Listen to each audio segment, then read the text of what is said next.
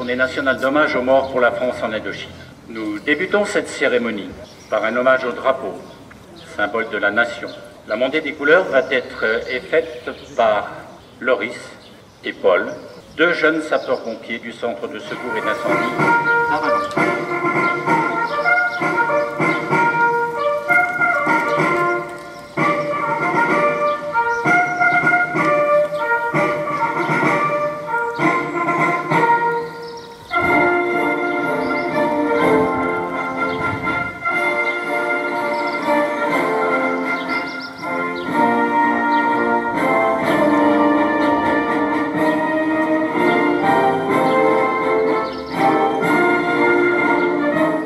Juin 2025, Journée nationale d'hommage aux morts pour la France en Indochine. Nous rendons hommage aux anciens d'Indochine, loin de leur foyer, sur des terrains inhospitaliers, face à un adversaire insaisissable, valeureux et sans cesse mieux armé.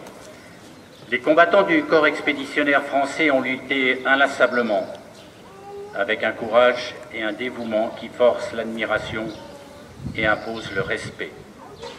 Leur sacrifice fut immense. Leur tribut fut celui de la souffrance, du sang et de la mort. De 1946 à 1954, près de 100 000 soldats de l'Union française sont tombés en Indochine. Plus de 76 000 ont été blessés, 40 000 ont été faits prisonniers et parmi eux, 30 000 ne sont jamais revenus. L'éclat de leur bravoure, le panache de leur engagement ne rencontreront trop souvent en métropole que l'indifférence ou l'hostilité de leurs concitoyens. Tous ces combattants ont lutté, ont souffert, sont morts, avec sans doute le sentiment amer de l'abandon, la blessure ultime de l'ingratitude. Parachutistes, légionnaires, gendarmes, marins, aviateurs, médecins et infirmières, ils venaient de France, d'Europe, d'Afrique du Nord ou d'Afrique noire. Leurs frères d'armes vietnamiens se battaient pour leur terre, pour leur liberté. Par fidélité, ils étaient jeunes, ils sont morts au détour d'une piste, dans la boue d'une rizière ou dans un camp de prisonniers. Ne les oublions pas. Notre attachement à la mémoire, notre attachement au devoir de mémoire est une marque de respect et de fidélité. Le respect de nous-mêmes, par la fidélité aux souvenirs de ceux qui ont écrit, au prix du sacrifice de leur vie ou de leurs blessures, notre récit national. Il y a une part de nous dans tous ces événements que nous commémorons tout au long de l'année. L'histoire de France parle des Français, de ceux d'hier à ceux d'aujourd'hui. L'histoire est un fil qui relie les générations entre elles. Voilà pourquoi il n'est jamais perdu, jamais vain, le temps que nous passons ici, ensemble. Nous saluons le courage qui fut le leur, l'honneur de leur héroïsme, le sacrifice de leur vie, qui donne du prix et de l'exigence à la nôtre. Nous écoutons l'hommage musical aux soldats français morts en Indochine, la marche des soldats de Robert Prusse.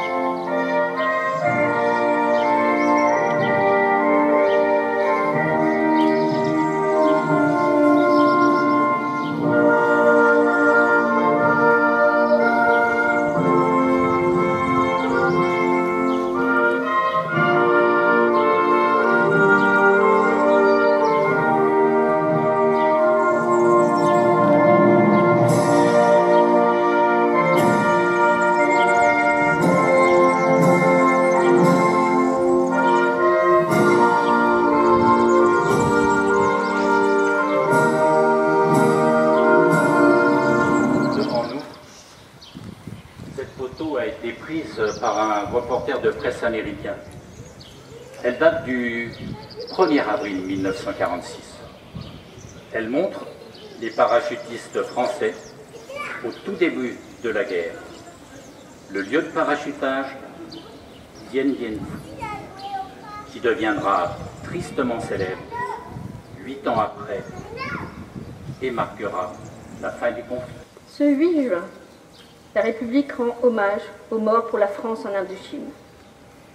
De la Seconde Guerre mondiale au lendemain des accords de 1954, plusieurs centaines de milliers d'hommes y furent engagés sous nos couleurs.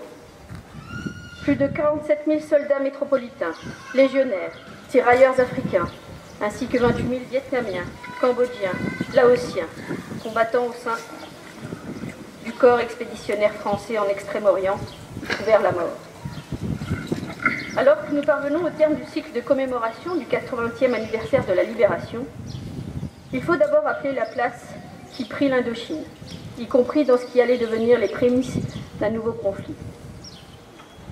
Souvenons-nous du coup de force japonais du 9 mars 1945, de ces combats qui ne s'arrêtèrent pas le 8 mai 1945, de ces hommes qui résistèrent dans les citadelles et maquis d'Indochine, dans les deltas ou les rizières. Rendons hommage aux 3 combattants de la Libération, Jean Daire, René Nicolo, Charles Lecoq, tués par les Japonais en mars 1945, ainsi qu'aux 457 médaillés de la résistance française au titre de l'Indochine. Ce n'est que le 2 septembre 1945 que le général Leclerc signait l'acte de capitulation japonaise à bord du cuirassé Missouri. Dans les semaines qui suivirent, il prenait le commandement du corps expéditionnaire français et débarquait à Saigon pour redonner à la France toute sa place. Des unités entières, dont de nombreux combattants venaient de prendre part à la victoire contre le nazisme et le fascisme, furent redéployés. Commandos, comme le commando Ponchardier, parachutistes, comme ceux du 1er BCCP, dont 2 soldats seront inhumés aujourd'hui à la nécropole nationale de Fréjus, aviateurs de plusieurs escadrilles de chasse, contingents formés en métropole ou en Afrique. Qu'il soit donc rendu hommage à ceux qui, après le 8 mai 1945, continuèrent de servir fidèlement les armes de la France jusqu'en juillet 1954. Que leur combat, dans les conditions les plus rudes, ne soit jamais oublié.